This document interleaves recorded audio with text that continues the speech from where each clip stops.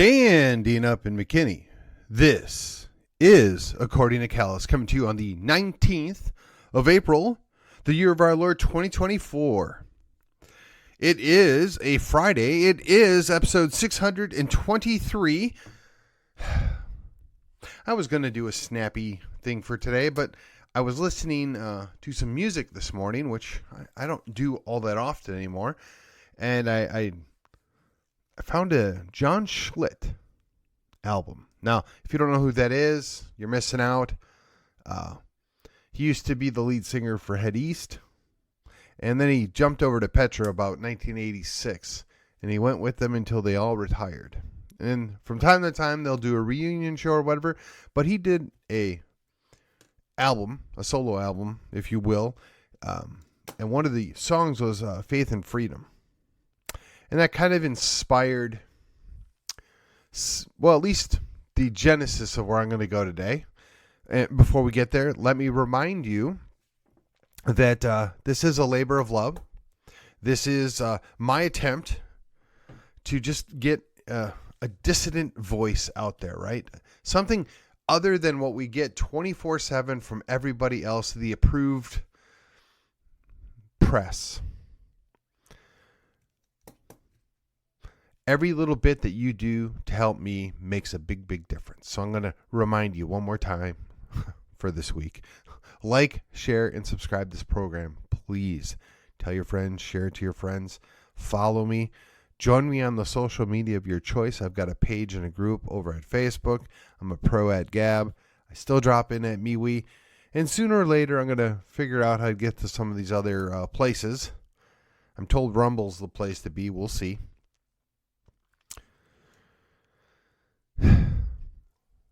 And again, that's what makes the difference. There's an algorithm. It's not in our favor. There's guys like me. We're small potatoes. We don't have a lot of money or a big production arm or the force of somebody else promoting us. We just do our thing and hope that enough people hear about what we're doing to join us and come along for the ride.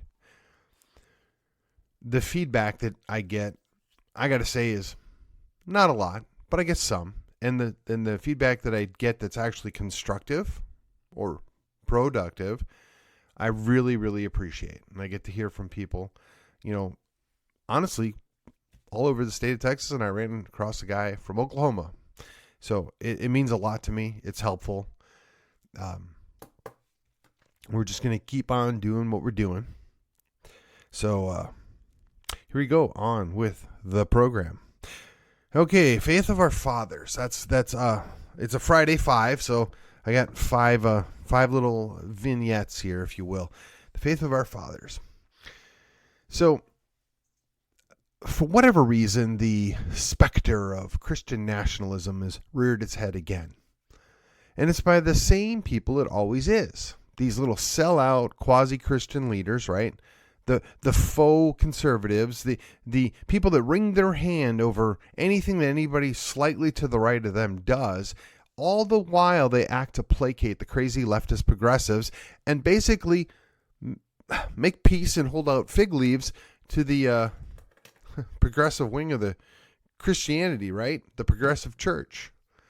I think they're selling us out and nobody's bold enough to call them out on it. Well, that's not entirely true. That's not entirely true. Guy by the name of A.D. Robles. He's a YouTube guy. He does other stuff. Former pastor. I mean, he does a lot of different things. He's up in the Northeast. He calls him out. And he spent in his program today, which I caught on the Fight Laugh Feast network, was talking about, I guess the guy's a libertarian, never heard of him, that don't even remember his name. It doesn't really matter. A.D. Robles picked apart pretty much everything he had to say. And what was interesting to me is I struggle with the term Christian nationalism only because it's another one of these terms that's been hijacked. It doesn't mean what it ought to mean. And to try and spend 10 minutes every time you talk to somebody to defend yourself or explain it, it just seems like a giant waste of time. I've just taken to the tactic, well, I'm a Christian Texian. Yeah, you can call that and think that whatever you want, but yeah, I'm a Christian and I want Texas independence. So I'm a Christian Texian. But what I found most humorous about all of this is they're all bent out of shape that the faith that we allegedly share might be utilized as the basis for law. Think about that. They say they believe this stuff. They say they worship the same God, and they're all bent out of shape because we might have Christian morality backed by actual Christian teaching. Oh, perish the thought. Our founding fathers, far from perfect, far from uniform in their faith, and I guess largely were moderately Protestant in nature, right? There was some, mishmash of different variations, and certainly the Anglican Church and Catholics were involved in all this, but they had kind of a uniform understanding that the morality based upon Christian teaching works. But again, these same knuckleheads that profess to be our leaders and our thought producers can't even develop a plan to defend the girls' bathroom. I'm sorry, I have zero faith in these guys. And you know what? The term Big Eva gets thrown around, and I kind of like it. I find it humorous, the evangelifish. Yeah, I think that's funny too. But the sad thing is, I go to one of those churches, right? I mean, most of us probably do. It's led by a bunch of squishes. They're afraid to offend. They don't want to chase away those Democrats that might be in the pews because, God forbid, you might show something that is right of center, even though you're not even talking about politics. Look, and I heard somebody else say the tagline, and I'm not going to take credit for it, but it's something that I've been using off and on. You may not care about politics, but politics cares about you. Absolutely true. We have to accept the world that we're in and sally forth, which is basically what the two previous episodes dealt with, right? All right, so faith of our fathers, right? We need to take it back. We need to own it. We need to be proud of it. We need to be present with it. All right, item number 2. Father knows best. Now, I think that was a sitcom from the 50s. The idea being that it's not always true, but it was at least a mantra. It was something that people were proud of. That got inverted, certainly by the time I was a child of the 80s, that dad was useless, knew nothing, and all he did was leave for the day and come back with a paycheck was maybe enough to take care of everything. Mom was super Wonder Woman, whatever, and the kids were smarter than everybody else. I mean, that was basically the prototype by the mid-80s. So let me ask you, who benefits from that? Because my generation grew up thinking, in large part, that fathers were optional, that men were toxic if they were actually men. And now that I look around the society I live in, boys can't tell if they're boys or girls. Girls can't tell if they're girls or boys. All the feminist icons have shown themselves to be frauds, honestly. And we've got this large number of single women who are what? I mean, and then what's even sadder still is there's men that never learned to become men. They didn't have a father figure, or at least not a consistent one. They can't control themselves. So we've got scores, a high percentage of young men right now that would rather hide in their basement and play video games, which, I gotta be honest, I can almost feel for them on that. Or they're not even sure that they're men, or that they're embarrassed to be men, and it's just a mess. It's a mess. So when we inverted that which was natural, that was which was understood and worked for a couple thousand years, because somehow somebody decided they knew better, and the culture determined that it really didn't matter, there was no distinct differences, look at where we're at now. So going back, let me ask you. In its worst form of patriarchy, which I don't think ever really existed, but there are some extreme one-off examples that maybe came from some version of the Latter-day Saints or some whacked out cult somewhere, or perhaps in some uber orthodox Jewish sect. I don't know. But there hasn't been a abusive functional patriarchy in the history of the United States that was, one, commonly used, or two, approved of. So I'm really not sure what this angst and this fear of that is. Let me ask you, and I mean, this is the greater question. Are women 100% equal and the same as men? Now, maybe they are under the law, maybe. But as a natural defined species, are they exactly the same? And if they're not, then in theory, one of them must have some specific things about them that are better than the other, on average. And when you take all those averages and you figure it all out, there are some things that men are noticeably better at. There are a few things that women are actually better at. When you balance those two things out and they come together, they form a good family. But in theory, dad, the father, the husband, the man, is supposed to take lead on a number of things. But we've spent the last 60 years trying to destroy that, trying to take that away, trying to pretend that it's not there, it's not real. And now we wonder how we got to where we're at. And when talking about the majority of what I've discussed over the last 2 weeks, I wonder how that's going to work. When a bunch of kids that think that certain actions are like playing a video game actually turn out to be real and have legitimate consequences, how are they going to react? And then where are their fathers? And what could their fathers and or grandfathers have taught them to prevent the situation? Because whether or not they know everything, a father ought to have what's best in mind for their child. Okay, item number 3, directly related. Fathers and mothers are supposed to work together, right? Mothers and fathers. It's a team effort. There's little spheres of influence or spheres of power or whatever you want to call it, and different people define it differently.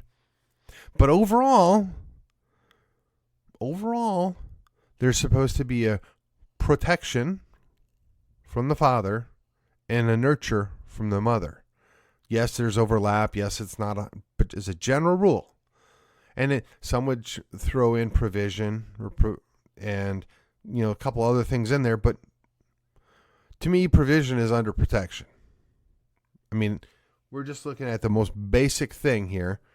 What does that mean? You can replace one of those parents and some of their functions with either money or substitutes. I mean, that's what the federal government or even state governments tried to do, again, for over 60 years. And I would say they failed miserably, yet we're dealing with the outcome of that. Oh, you don't need a father. Fathers are replaceable by a paycheck. Oh, well, mothers aren't all that important. She can go get a career. She can go abandon a family. She can go find her whatever eat, pray, love nonsense. Oh, Dad, they're unnecessary. They're buffoons. Sperm donor. I mean, these are all things that we've heard over the last 60 years, and this is the quote-unquote norm, and now we're left with boys that don't know what it means to be a young man and girls that don't know what it means to be a young woman. And I'm going to ask you, do you think that's really good? Do you think that's going to have a positive outcome for our society, for our culture, for our civilization? I think we already know what the answer is. Okay, item number 4. Choice of a man. Now, I remember when I was a young man, somebody explained to me that the woman controls the situation. The woman can say no. At any time, she can just say, I'm not interested. And there used to be a time where men would respect that. And they would say, okay, it's fine, we're going to move on. There used to be a time where that was actually functional. You know, and when it became, I could pop a pill and deal with any of the consequences that may have occurred from my behaviors last night or last week or last month, when it became a situation where there was almost zero responsibility for bad behavior, it really then became the choice of the man. Because now I have zero responsibility pretty much. Worst case scenario, I have to throw $1,500 out or whatever to make a problem go away. There was no responsibility. There was no responsibility taught or expected. Again, this is how we got where we're at right now. So the choice of a man, whether it's a father or an uncle or a grandfather, is to invest in younger men. Now, unfortunately, there's a certain stigma with this. Unfortunately, the predators have found this, right? I mean, the Boy Scouts have always had an underlying issue. It eventually caught up with them when they decided to codify that everything was okay when it clearly was not. There was at least a stigma to that stuff. They hid it. They didn't want to be embarrassed by it. But it seems to me right now, those very same people that they tried to purge and keep out are running things now. And it's bad enough that they had to let girls in. So that once again, we're blurring the line what it means to be a boy versus a girl. And we can just change our name and pretend it's something different. And again, if you can't tell the difference between the sexes, if you don't know what it means to be a boy versus a girl, that's the problem. Again, dealing with the idea if it's choice of a man. So we've had courts and governments interfere with the idea of having a private club or a private organization that's men only. Now, look, I get it. There's maybe some eyebrows to be raised to this. Okay, too bad, so sad. But if I'm going to have a private organization, I ought to be able to determine who is a member of this private organization. And yeah, I mean, and again, I'm not looking to, quote, justify people's bad behavior or bad thoughts. I'm just saying that they should be allowed. And if they get outed for being a problem, then it can be dealt with by society as a whole, by the culture that they live in. But if men can't be men and be men separate from other women or from women that don't pretend to be men, then they have nothing. Because women still can retreat to their women's world. Women can still have their own little private stuff that they do. And quite frankly, it's because very few men, legitimate men, want to go hang out with a bunch of women in their private organizations or clubs. Now, you might have your occasional confused individuals that want to tag along, or you might have perverts that want to tag along, but by and large, it's not a common occurrence. It's only women that feel the need to intrude where men might be by themselves. And again, let me ask you, has there been a good overall outcome from this? Has society, has culture, has civilization benefited from this? Overall, I'm dubious. Okay, item number 5. The idea of putting fathers first, or perhaps the ideas of what fathers ought to put first. See, in my mind, the father's got a couple of key things that they're supposed to do. Protect their families, number one. Now they can do that by providing shelter, providing security through money or other ways. They can do various other actions or bring in different things to fill that need. But it basically comes down to I have to go get money to take care of the things or buy the things that I can't make or build on my own. So that means a lot of sacrifice of time and energy, most of it apart from the rest of your family. And that's a trade-off that a lot of men choose to make because they think they're doing the right thing. So I'm kind of curious. If you think about it, going back before the dawn of the Industrial Revolution, most men were on their plot of land that they owned with their family or their extended family. And they were working there, and perhaps the children were with them. Perhaps they would be home a couple times during the day to spend time with their family for a meal or for a break in the middle of the day. So when they leave the house to go spend their time in the factory or the production facility or whatever you want to call it, they're separated. And the only trade-off they had is money. They were bringing home wealth with them. They're trading their time so that they can go buy things. And the scary realization is, for 20 plus years, I've traded a whole lot of my time that I could have had with my family. And now that my daughters are grown and one's completely on her own, the other one's soon to follow, I wonder, will I have any time left to spend with grandchildren that may come along down the way? Now, look, I'm not pitying myself. I'm not picking on myself or anyone else because, quite frankly, I did set aside quite a bit of time for specific instances and made sure that I invested and did those things. Now, was I perfect? No. Was I better than, average? I don't know. I never really paid that close attention. But I tried to be actively involved in certain things. I mean, my own father modeled this to us when I was a young boy. Find a couple of things that you can invest in and take part in your son or daughter's lives. You do that. So as a father, that's one of your duties. That's one of your primary tasks. That's one of the things you do first. You put the kids before you. You put your wife before you. But the only thing that you have to give essentially is time. And when you give up time for the money's supposed to provide other opportunities to where you can do that.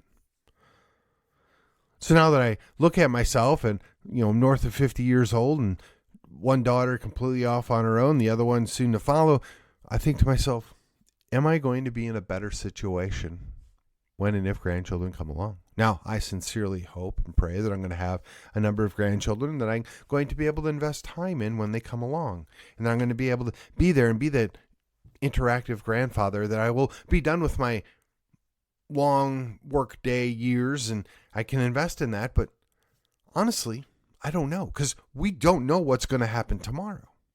We only know about what happened today, and we can look back at yesterday. And I'm looking at a whole lot of yesterdays and wondering, did I make the right decision? Did I make the right trade-offs?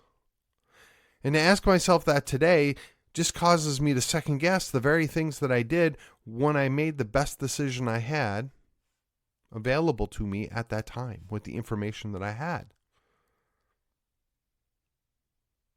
So rather than dwell in pity, rather than dwell in concern, I have to think to myself that I did the best that I could at the time that I had, and I'm going to continue to look at how do I do better going forward. So now you're wondering, how does this tie in? Callus is way off base. I mean, yeah, it's your 5 for Friday. You talked a lot about dads. Big deal. Remember those other episodes I've done over the last 2 weeks? Remember how I talked about we have to make a difference now? We have to take a stand now. We have to do what we can now. There isn't going to be a tomorrow that matters. There isn't going to be a tomorrow to invest if you don't protect today. If you don't make a difference today, there isn't going to be an opportunity tomorrow. That's what I'm thinking about. It's not dwelling on mistakes or shortcomings or, things that I wish I could change in the past. It's how do I keep an eye on what's coming down in the future, and what can I do to be, 1, prepared for it, 2, deal with it, and 3, is there a plan to attack? And I'm talking about attack the problem or a potential problem. Don't go down that road. We're not talking about that specific issue tonight, but it is directly related, right? And everybody's going to be in a different position. Everybody's going to have different opportunities. But I'm asking you, have you considered what you're going to do? Have you considered how you're going to choose to invest the time that you have and what you're going to invest it in? Now, I could spend hours and hours a day dealing with political garbage, and some of it is garbage. I'm sorry, it just is. Trying to get that one or two things that are a positive outcome for those hours and hours a day, or I can continue to do what I'm doing. I give myself an hour and a half to do my podcast and whatever political maneuvering I'm involved with. Sometimes it's 2 hours. Sometimes it may even be 3, just depending on what's all on the plate. But when I'm home, I try to be home. When I'm at work, I focus on work stuff because that's my job. But it doesn't mean I don't take a phone call. It doesn't mean that my mind's not wandering while I'm driving down the road. But there's priorities. And 5 or 10 years from now, when I'm hitting that 60s, where am I going to be? What am I going to be doing? How am I going to be able to be available? What am I going to be investing in? Is anything going to be significantly different then from now? Well, yeah, I mean, that's the big picture. That's the thing I'm working towards. I want to see an independent Texas. I want to see more liberty in my lifetime. I want to see the ability to not have to have the majority of the population as wage slaves. I'd like us to have the opportunity to start our own little side business, to be involved with all these little things without having to be dealing with all the red tape and all the challenges. And I want for people to feel free to interact with the people they want to interact with without fear of being called names. Now, what of that is doable? What of that is my responsibility? That's an entirely different question. But when I sit down and I bust out these episodes in about 30 minutes at a whack, I'm doing it on the concept that all of them need to be on the same wavelength long term. I want to take us from where we're at right now to a thing in the future. Now, whether that future is 6 months from now, 6 years from now, or 60 years from now, I want to aim everything at that destination. That doesn't mean you don't take little side routes. It doesn't mean that I don't take time out to interview people or work with people or help on things. I do all those things, and you should too. But at the end of the day, the biggest investment or the biggest claim you have is your own family. My wife has articulated to me that, Stephen, you better be very careful on how much more time you give to these things. Because we're not going to be here forever. That's kind of a sobering thought, right? What does that mean? Maybe I got 25 years left. Maybe I got 30 years left. Who knows? Maybe I got 3 months. I don't know. I could get up tomorrow. I could drive to the gym and get hit by a truck. And I got to ask myself, did anything I did in my life actually amount to getting Texas independence? Protecting liberty? Protecting my family? Raising my kids? Taking care of my wife? I have a certain level of confidence that I can say yes to all those things. How about you? What do you think? And this isn't supposed to be a downer. It's just supposed to be some light reflection as you cast off into the weekend. It is a Friday after all. And, you know, if I had the rights to play music, I'd be playing something very upbeat, probably the Beach Boys at this point as we're closing this out. And with that, this has been According to Callus, and I will see you on the other side.